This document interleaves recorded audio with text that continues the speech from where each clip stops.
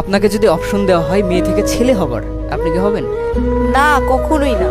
এমন ভাবে বললেন কেন না?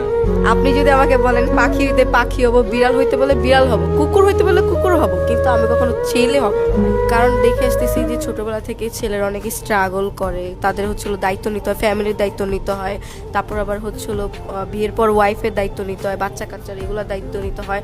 আর ছেলেরা হচ্ছিল যদি পড়াশোনা না করে তাদের কোনো দাম থাকে না, ভালো কোনো জব পায় না, ওরকম কিছু করতে পারে না।